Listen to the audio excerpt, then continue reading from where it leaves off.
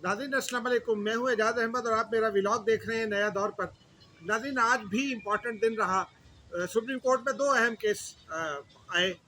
एक election commission की appeal थी मई में इंतखाबात कराने के हवाले से, जो सुप्रीम कोर्ट का फैसला था उसके खिलाफ। सुप्रीम कोर्ट ने उसमें उस अपील को मुस्तरद कर दिया। उसमें जजेस के बाद अहम रिमार्क सामने आए, जस्टिस उमर अता बंदयाल के रिमार्क सामने आए। उनके हवाले से बात करेंगे और कुछ तजिया करेंगे उनके हवाले से। फिर नैब केस के हवाले से, नैब तरामीम के हवाले से फिर आज चीज़ें सामने आई, उन पर बात करेंगे। और फिर आखिर में एक अवामी मसला है बिजली के बिलों का। बिजली के ये बिलों में हुकूमत क्या रिलीफ दे सकती है या नहीं दे सकती, इस पर बात करेंगे। और IMF इसके ऊपर क्या सोचता है, उस पर बात करेंगे। मेरे साथ इस्लामाबाद के एक बहुत कोना मुश्क साफ़ी हैं, बहुत अच्छा तजिया करते हैं, क्रक्स ऑफ द मैटर पर फ़ौरन पहुंचते हैं, माशरे की नब्ज़ पर उनका हाथ है। अहमद मंसूर नौजवान हैं, लेकिन दानिशमंद भी हैं। इनसे बात करते हैं। अहमद, आपने पहले तो मुझ पर बात कर लेते हैं इलेक्शन कमीशन वाले केस पर। चीफ जस्टिस पाकिस्तान ने यह फरमाया है आज फिर कि जी आइन किसी के बाप की जागीर नहीं है, और आइन जहाँ टूटेगा वहाँ हम आएंगे या उसकी खिलाफ वर्जी होगी। इस हवाले से क्या आप कहते हैं, और क्या हमारी अदालतों में भी आइन और कानून पर अमल होता है? देखिए, चीफ जस्टिस के रिमार्क्स सामने हैं और उनका एक मौक़िफ़ भी है जिस तरह से वो आ रहे हैं। आइन को मोम की नाक भी बनाया हुआ है तो इसी सुप्रीम कोर्ट ने बनाया हुआ है, इसी अदलिया ने बनाया हुआ है। आइन में सबसे जो बालादस्त इदारा कौन है, जहाँ से आइन जन्म लेता है, वो पार्लियामेंट है। लेकिन पार्लियामेंट जो है उसका जो भी इख्तियार है वो यहाँ पे आके चैलेंज हो जाता है और बल्कि उसको अंडरमाइन किया जाता है। और एक एग्जाम्पल नहीं है उसमें, सिर्फ इस वक्त की जो जुडिशरी है उससे उसके साथ साथ जो माजी की जुडिशरी है उसका भी बड़ा हाथ है। आप इफ्तिखार चौधरी से शुरू कर लें, साकिब निसार से लेके यहाँ तक हम पहुँचे हैं। और जो कानून बनाना, जो आइन बनाना, उसको उड़ा दिया जाता है, कालदम करार दे दिया जाता है। अभी भी ये केस यहाँ पे सामने है और ये रिमार्क्स इसमें जब आए हैं उसमें सारे मामला भी आप देख लें। अब इसी अदलिया से एक जस्टिस मंसूर अली शाह है, उनके भी रिमार्क्स हैं, वो भी इसी अदलिया का हिस्सा है। तो मैं समझता हूँ कि चीफ जस्टिस के जो रिमार्क्स हैं वो भी एक जज के रिमार्क्स हैं, और जस्टिस मंसूर अली शाह के जो रिमार्क्स हैं वो भी एक जज के हैं। यहाँ पे वो पार्लियामेंट के जो इख्तियार है आइन साजी का, कानून साजी का, वो उसको मुकद्दम रख रहे हैं। और वो इस बात पे ये उन्होंने आज भी बड़े तारीखी ये जुमला है जो मेरे मुझ तक पहुंचा है मीडिया के दोस्तों के, क्योंकि मैं तो अदालत में नहीं था, कि पार्लियामेंट में जो कानून साजी होती है उसमें 17 जो जज हैं सुप्रीम कोर्ट के, उनका ये इस्तेहकाक नहीं है या उनका ये काम नहीं है कि वो पार्लियामेंट की कानून साजी को पारित कर दें। उसके पीछे एक मंतक है, सारी चीज़ें हैं। अब इलेक्शन कमीशन के मामले की दरख्वास्त की बात कर लें, एजाज साहब, आप मेरे ख्याल उसी पे आ रहे हैं ना, जो 14 मई वाला फैसला था कि इलेक्शन पंजाब में 14 मई को होने चाहिए। बिल्कुल आईनी मुद्दत आइन में तय किया हुआ था, नहीं हो सके ना। और मुल्क को रियासत मौजूद है, आइन उसी आइन के तहत अदलिया भी काम कर रही है, बाकी इदारे भी। इलेक्शन नहीं हो सके तो इसका क्या मतलब हुआ कि गुंजाइश मौजूद थी कि इलेक्शन 90 दिन में ना होते, अभी तक नहीं हुए। यहाँ एक सवाल पैदा होता है कि जो पहला फैसला आया था सुप्रीम कोर्ट का, उसमें भी उन्होंने कहा कि 14 मई को इलेक्शन करा दें। और तो मेरा ख्याल है उस वक्त जब वो फैसला आया तो उस वक्त भी शायद 14 मई पर इलेक्शन कराना मुमकिन भी नहीं था। फिर जो आज अपील आई, तो आज तो है 31 अगस्त। अब सुप्रीम कोर्ट ने आज फिर 14 मई के हुक्म को जो है ना वो बहाल ही रखा है एक तरह से। लेकिन जो इलेक्शन कमीशन का इकदाम थे या उस वक्त के गवर्नर पंजाब के इकदाम थे, उनके बारे में एक ट्रस्टी बोला। तो आपके ख्याल में अब कौन सी 14 मई को इलेक्शन होना है? वो इसको ये थप्पड़ मुंह पे लेने वाली बात नहीं, क्योंकि ये हम इस तरह तो नहीं कर सकते अदलिया के हवाले से। लेकिन एक बड़ा अच्छा ये एक सेइंग है और मजाक के तौर पे, कि लड़ाई के बाद कोई आपको याद आए हुक्का या कोई वार, तो अपने ऊपर मार लेना चाहिए। खत्म हो गया टाइम। ये अब इस चीज को लेके क्या लकीर पीट रहे हैं? 52,000 54,000 केस अदलिया में पेंडिंग है, उनके फैसले करें। आप ये क्या, ये आप गैलरी से प्ले कर रहे हैं ना, एक अवाम के जज्बात उनके ऊपर के हमने तो ये बात की है और ये 14 मई को ही होने हैं इलेक्शन, इससे तो हम पीछे हट नहीं सकते। तो भाई नहीं, 14 मई गुजर गई है। आप बताएं, अवाम को, इस मुल्क को रास्ता दिखाएं भाई। हमने कहा था 14 मई को नहीं हो सके, अब क्या होगा, आगे कैसे बढ़ना है, कोई चीज बताएं। आप ये असूली बात के चक्कर में ऊपर बैठे हुए हैं कि आप कह रहे हैं कि 14 मई के फैसले पे हम कायम हैं, इलेक्शन 14 मई को होने चाहिए। भाई ठीक है, आपने दिया था फैसला, नहीं हुए ना, आगे बढ़ना है, मुल्क ने चलना है। अब तो जनरल इलेक्शन की बात आ रही है, वो आप करवाएं, 90 दिन में करवाने हैं। उसमें भी फिर एक बात आ गई है मर्दमशुमारी वाली, वो भी इस पार्लियामेंट का और सीसीआई का फैसला है। सब कह रहे हैं कि जाके फरवरी में इलेक्शन होंगे, आप उसकी कोई तारीख पे बात कर लें। सदर इलेक्शन की तारीख दे रहा है, इलेक्शन कमीशन इलेक्शन की तारीख दे रहा है, उस पर बात कर लें किसका इख्तियार है। आप बताएं कि ये इलेक्शन कमीशन का इख्तियार है, आप बताएं कि सदर गलत कर रहा है। यहाँ आप नहीं करेंगे, क्यों नहीं करेंगे? क्योंकि कुछ मामला चल रहे हैं। तो इस वक्त बड़ा अजीबोगरीब एक इशू है, अवाम के साथ भी खेला जा रहा है, मुल्क के साथ भी खेला जा रहा है। ये इतना बड़ा, ये जो सिर्फ ये एक फैसला है, ये जो रिमार्क्स है, ये जो बात है 14 मई वाली, ये मजाक नहीं तो और क्या है? आप छोड़ें, ये मजाक कर रहे हैं आप इस मजाक को छोड़ें, आप इस मुल्क को कोई रास्ता दें, बताएं कि आगे क्या होगा। जिसको कहते हैं ना नजरिया जरूरत, नजरिया जरूरत ऐसे नहीं बना, जो ग्राउंड रियलिटी है वही नजरिया जरूरत है। भी आज की ग्राउंड रियलिटी ये है कि इलेक्शन 14 मई को होने चाहिए थे, ठीक है, आप फौरन कहें नहीं हुए, ये भी आप कहें, आप बताएं कि नहीं हुए। अब हम उधर से आगे जा चुके हैं, अब हमने रास्ता बताना है, अब हमने बताना है कि अब क्या होगा मौजूदा हालात में। आप वो बात करके साइड पे करके कह देंगे जी तारीख का हिस्सा बन गया, हमने 14 मई को इलेक्शन करवा दिए, हुए तो नहीं ना भाई।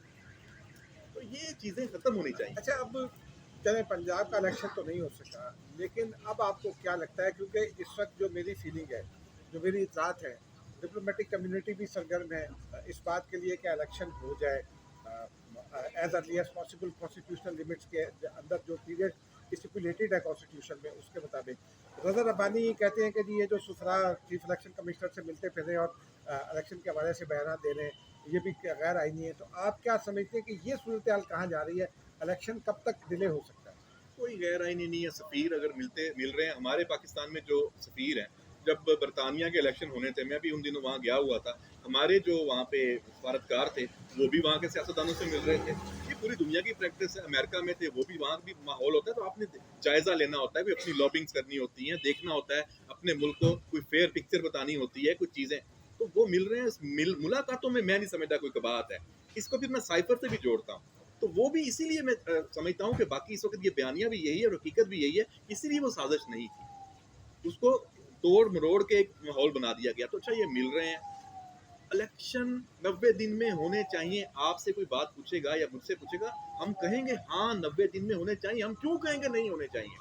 लेकिन नहीं हो रहे, वो एक हकीकत है। आपके ख्याल में कब तक होगा? मुझे यही लगता है कि जैसे देखें, इलेक्शन कमीशन का इख्तियार है ना, उसने एक रोड मैप दे दिया।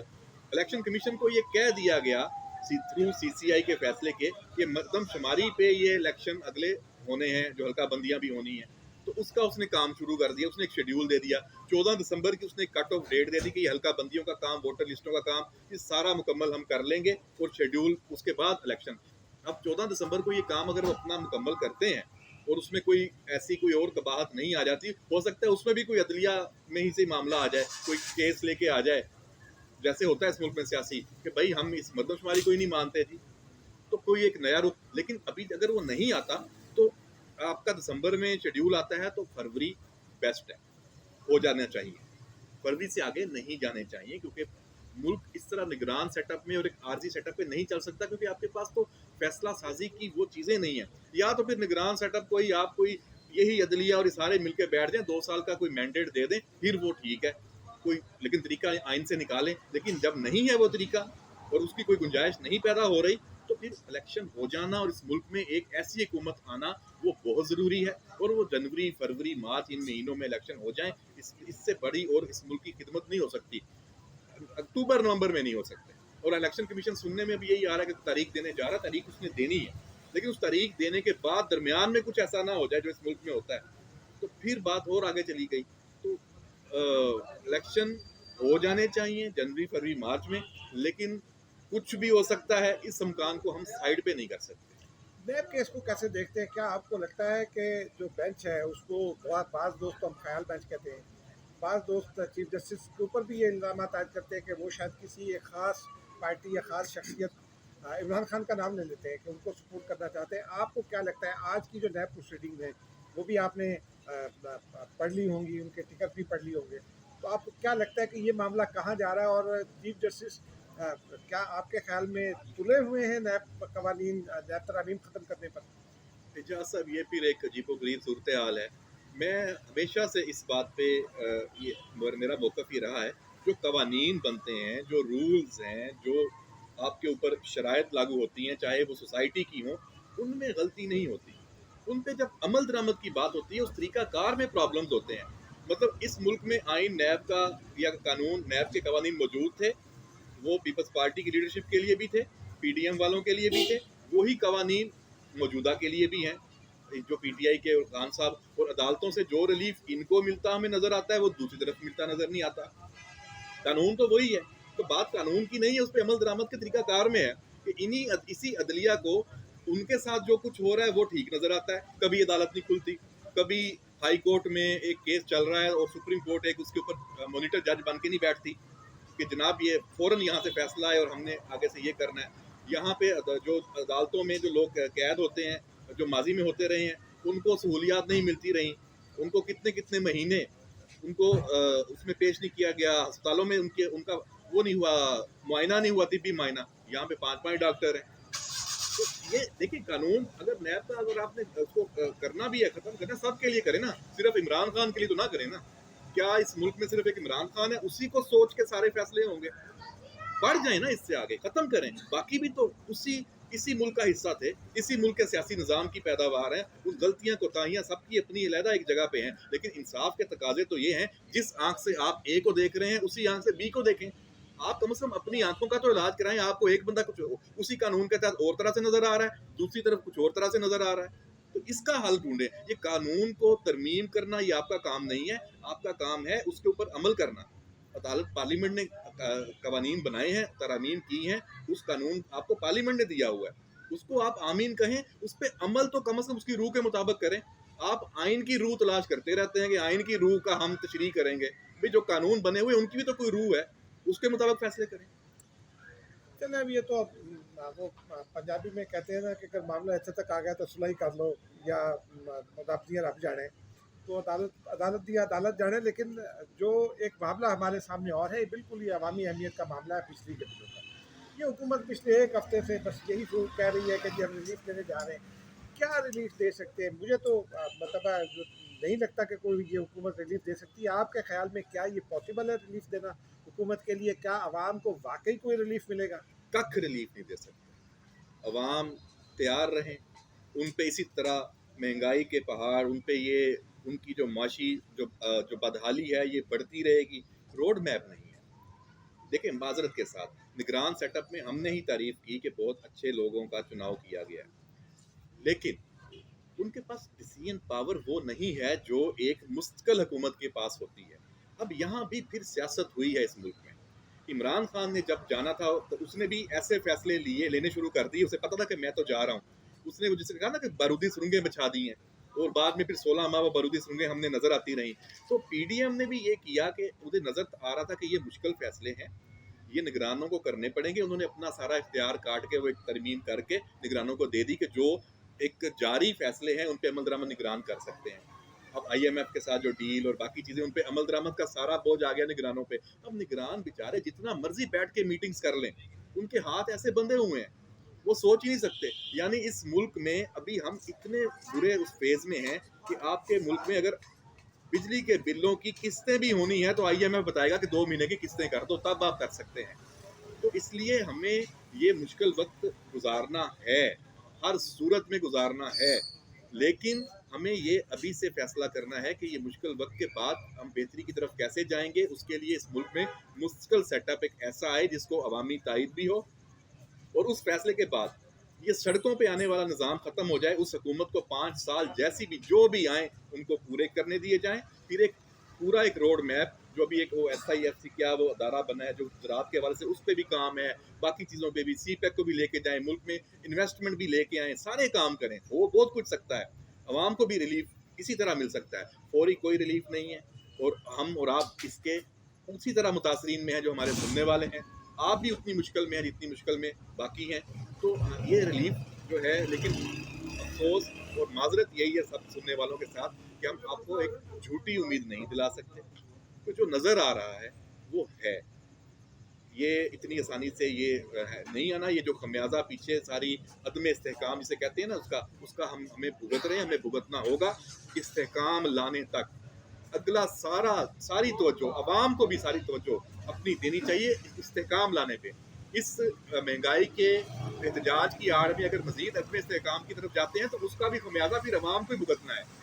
हमें इस मुश्किल सूरत हाल में मुल्क में इस्तेहकाम लाने के लिए सबको बड़ी कुर्बानियाँ देनी होंगी, अपने खर्चे कम करने होंगे। हमें ये 5 महीने, साल, 6 महीने, साल, 2 साल गुजारने के लिए अपने आप को भी बेहतर करना है। मुलाजमत के मौके ढूंढने हैं, कुछ आउट ऑफ बॉक्स जॉब्स की तरफ भी जाना है, IT की तरफ जाना है, आवाम को अपनी इनकम बढ़ाने की तरफ जाना है। खर्चे कभी कम नहीं होंगे, हमें इनकम बढ़ानी है।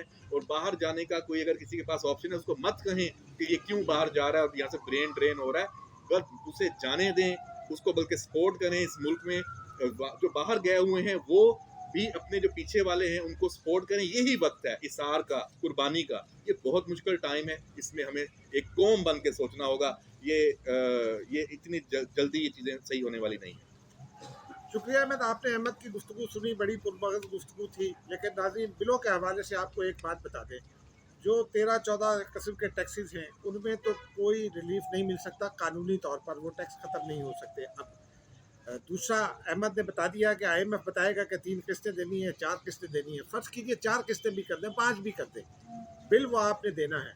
और फिर जब आप अगले महीनों के साथ जब ये किस्त हो जाएगी और अगले महीने के साथ बिल के साथ साथ किस्त भरना पड़ेगी, तो फिर वो पंजाबी में कहते हैं ना, लग पता जाएगा। नाज़रीन, मुझे इजाज़त दीजिए, खुदा।